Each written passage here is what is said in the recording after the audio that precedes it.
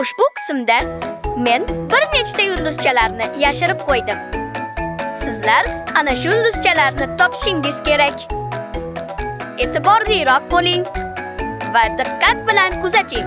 To'g'ri javobni esa video so'ngida aytib o'taman.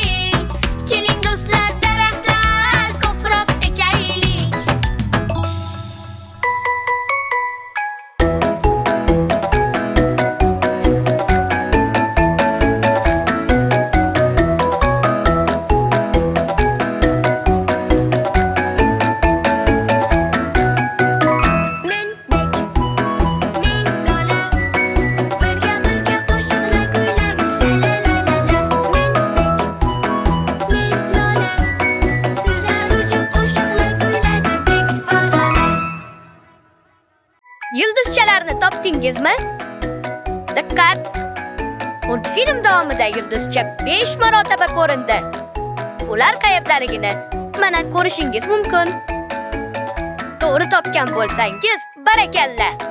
Agar noto'g'ri sanagan bo'lsangiz, qayta sanab chiqing. Kelasi qismda ko'rishguncha